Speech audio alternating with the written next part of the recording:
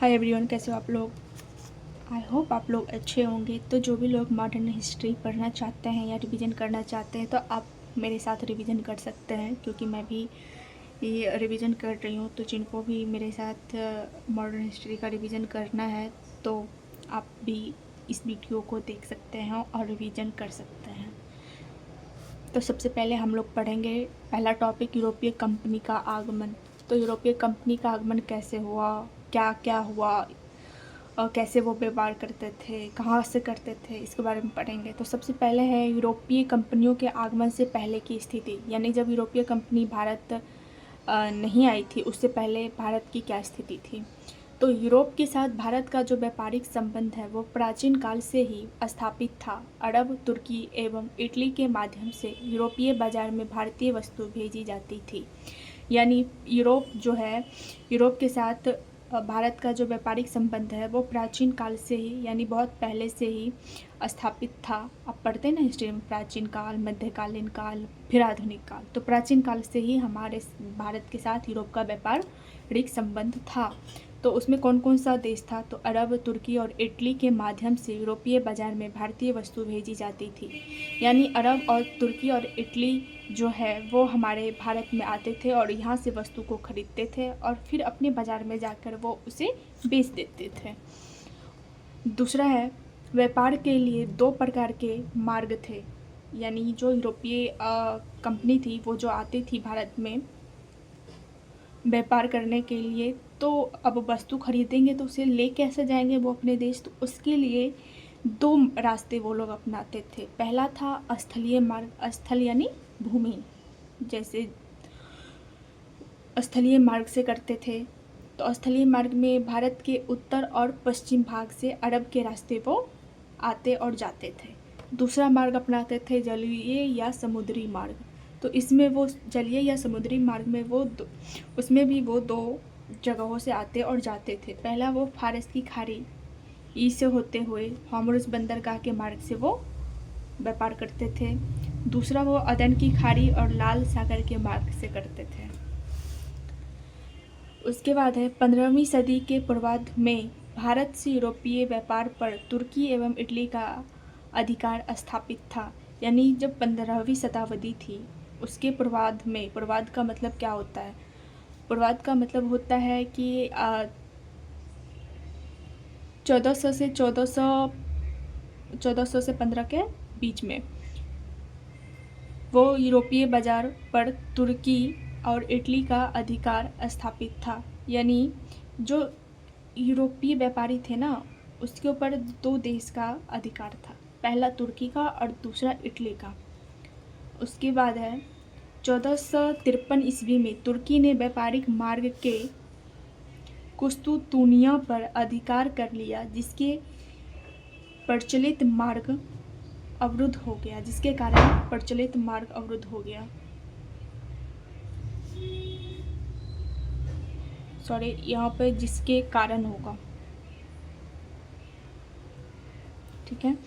1453 ईस्वी में तुर्की ने व्यापारिक मार्ग के कुस्तुतुनिया पर अधिकार कर लिया, जिसके कारण प्रचलित व्यापारिक मार्ग अवरुद्ध हो गया।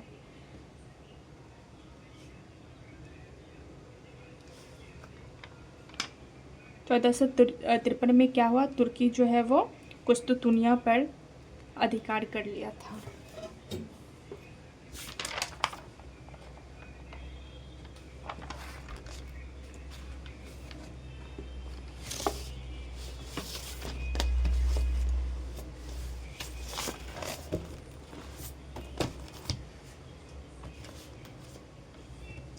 यूरोप में भारतीय उपमहाद्वीपीय क्षेत्र की वस्तुओं की भारी मांग थी, अतः यूरोप से भारत के लिए नए व्यापारिक मार्ग की खोज प्रारंभ हुई।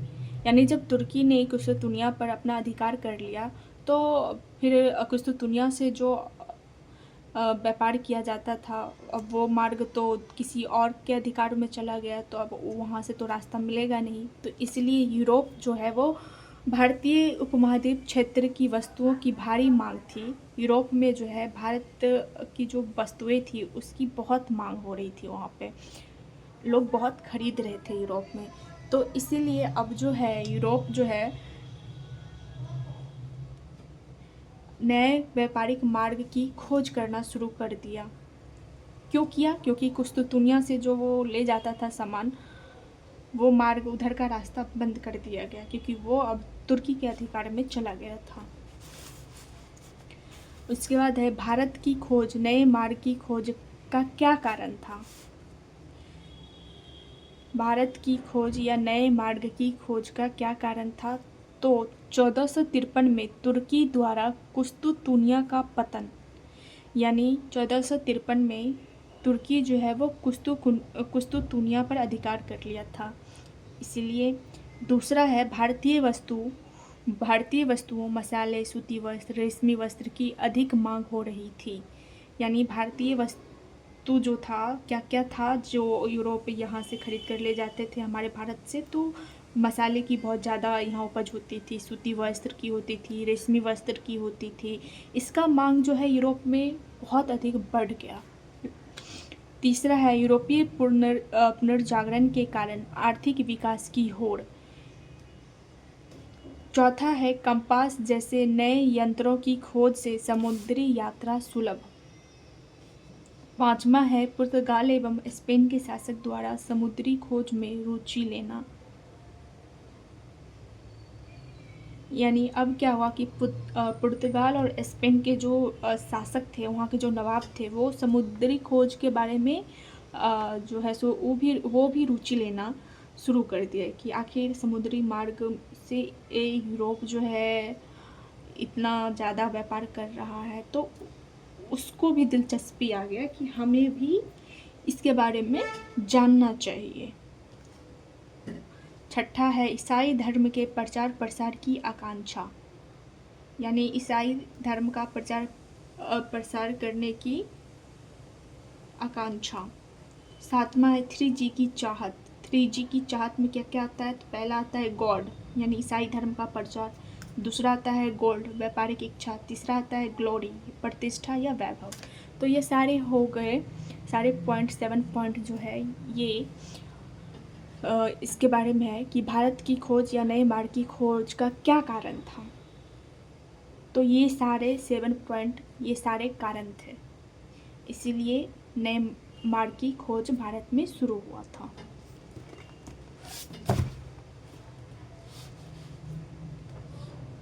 नेक्स्ट पॉइंट है कि भारत की खोज का प्रारंभिक प्रयास, यानी भारत की खोज करने के लिए शुरू में क्या क्या प्रयास हुआ, किसने किया, तो उसके बारे में पढ़ेंगे। तो पहला पॉइंट है कि पुर्तगाल के शासक डॉन हेनरिक समुद्री भौगोलिक खोज में विशेष रुचि लेता था, जिसके कारण उसे हेनरी द नेविगेटर कहा जाता था। यानी पुर्तगाल के जो शासक डॉन हेनरिक था, वो समुद्री भौगोलिक खोज में बहुत अधिक रुचि लेने लगा, जिसके कारण उसे हेनरी द नेविगेटर कहा जाता था। हेनरी द नेविगेटर किसे कहा जाता था? तो डॉन हेनरिक को कहा जाता था। वो कहाँ के शासक थे? तो वो पुर्तगाल के शासक थे। नेक्स्ट पॉइंट है कि भारत की खोज का प्रारंभिक प्रयास बार्थोलोम्यू डियाज ने 1487 ईस्वी में किया। वह अफ्रीका के दक्षिणी छोर पर पहुंचने में सफल रहा। उसने उस दक्षिणी छोर को तूफानी अंतरिक्ष या कैप ऑफ गुड होप नाम दिया, लेकिन उसे वहां से वापस लौटना पड़ा। सेकंड पॉइंट ये बोल रहा है कि भारत की खोज का जो प्रारंभिक यानी शुरू में प्रयास किसने किया था, यानी भारत की खोज, तो वो बार्थोलोम्यू डियाज था, जिसने 1487 ईस्वी में किया। वह अफ्रीका के दक्षिणी छोर पर पहुंचने में सफल रहा। सबसे पहले बार्थोलोम्यू डियाज जो है वो अफ्रीका का जो दक्षिणी छोर है वहाँ पहुंचा, और उसने उस दक्षिणी छोर को तूफानी अंतरिक्ष या कैप ऑफ गुड होप नाम दिया। बार्थोलोम्यू डियाज है वो तो खोजने निकला था भारत को, लेकिन वो भारत को नहीं खोज करके वो अफ्रीका के दक्षिणी छोर पर पहुंच गया, और उसने उस जगह को नाम दिया तूफ़ानी अंतरिक्ष, जिसे हम लोग अक्सर कैप ऑफ गुड होप कहते हैं। उसके बाद वो वहाँ से वापस लौट गया। स्पेन ने भी भारत की खोज के लिए कोलंबस को भेजा। उसने पश्चिमी रास्ते से भारत पहुंचने का प्रयास किया। इस क्रम में 1492 में उसने वेस्ट इंडीज़ तथा अमेरिका की खोज की। उसके बाद क्या हुआ, एक और व्यक्ति आया जो स्पेन से आया था। वो कौन था? कोलंबस। उसने सोचा कि अब अगर हमें भारत की खोज करनी है तो हम पश्चिमी रास्ते से जाते हैं। तो वो पश्चिमी रास्ते से होते हुए आया और उसने 1492 में अमेरिका की खोज कर डाली, जिससे वो वेस्ट इंडीज़ तथा अमेरिका की खोज की। वेस्ट इंडीज़ का मतलब होता है पश्चिमी भारत। और अमेरिका की खोज 1492 में किसने किया था? तो कोलंबस ने किया था। उसके बाद है नए भौगोलिक क्षेत्र की खोज के क्रम में पुर्तगाल एवं स्पेन के मध्य तनाव उत्पन्न हुआ। अतः 1494 के बीच तोरदेरेसैलास की संधि हुई। संधि के तहत अटलांटिक महासागर के मध्य से एक काल्पनिक रेखा खींची गई। इस रेखा के पूर्वी भाग की खोज का अधिकार पुर्तगाल को दिया तथा पश्चिमी भाग की खोज का अधिकार स्पेन को दिया। नए भौगोलिक क्षेत्र के खोज के क्रम में पुर्तगाल और स्पेन के मध्य तनाव उत्पन्न हो गया। यानी जब नए भौगोलिक क्षेत्र भारत का जो है नए भौगोलिक क्षेत्र की खोज में जब सब लोग निकला था, तो इसी समय क्या हुआ, पुर्तगाल और स्पेन के बीच जो है सो मतलब टेंशनबाजी हो गया। और उसके बाद क्या हुआ, जब टेंशनबाजी हो गया तो इसीलिए 1494 के बीच जो है एक संधि हुई, जिस संधि का नाम है तोरदेरेसैलास की संधि। इस संधि के तहत यह तय हुआ कि अटलांटिक महासागर के मध्य से यानी अटलांटिक महासागर के बीच से एक काल्पनिक रेखा खींची गई और उस रेखा के पूर्वी भाग की खोज का अधिकार दे दिया गया था पुर्तगाल को और पश्चिमी भाग की खोज का अधिकार दे दिया स्पेन को।